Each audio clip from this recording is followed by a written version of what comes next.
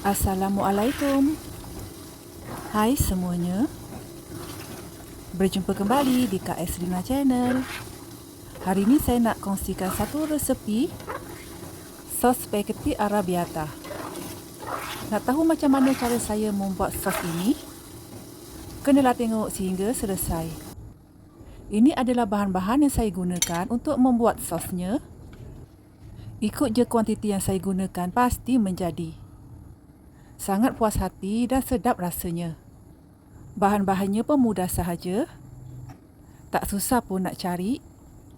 Jomlah bersama-sama tengok cara saya menyediakan resepi ini. Panaskan kuali. Masukkan minyak zaitun.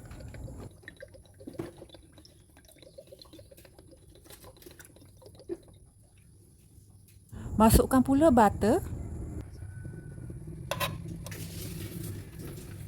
Tumiskan sebentar minyak zaitun ni bersama butter.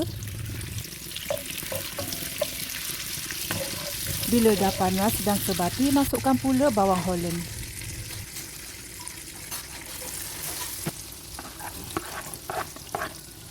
Tumiskan sebentar.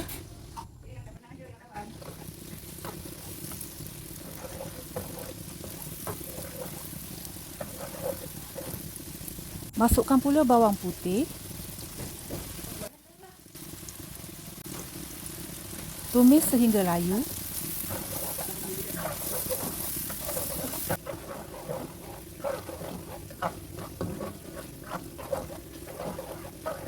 Masukkan pula daging burger. Daging burgernya kena dilerai-leraikan. Nak gunakan daging cincang pun boleh juga. Ataupun daging yang dikisar. Nak mudah gunakan daging burger pun boleh. Macam ni. Tumis sehingga sebati dan dagingnya masak.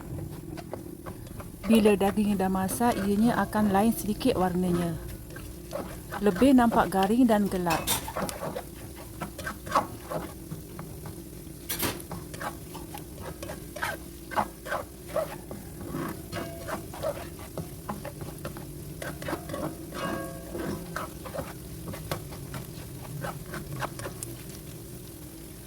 Okey, dan ni masukkan pula lobak. Kemudian sosis daging.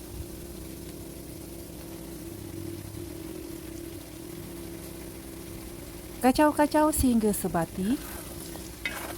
Terus dikacau-kacau lagi sehingga sosisnya agak garing dan lobaknya separa empuk. Okey, dah ni macam ini. Sosisnya pun dah garing dan lobaknya separa empuk.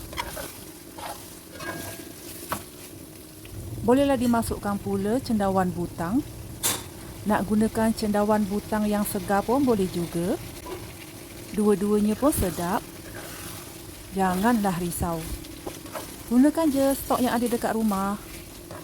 Kacau-kacau sehingga sebati. Kemudian bolehlah dimasukkan pula sos pasta yang ini.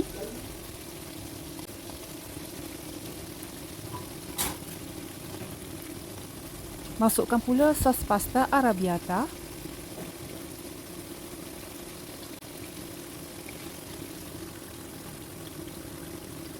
Kacau-kacau sehingga sebati.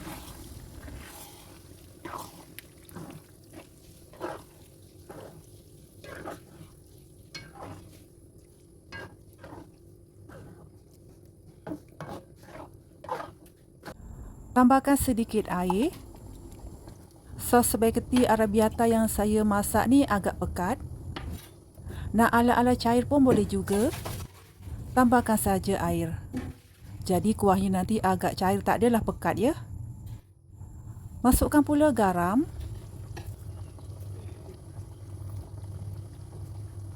Gulanya pula.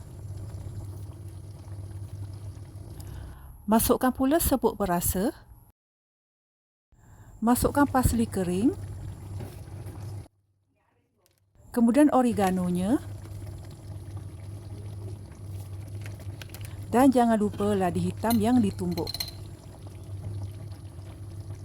Kacau-kacau ke semuanya sehingga sebati?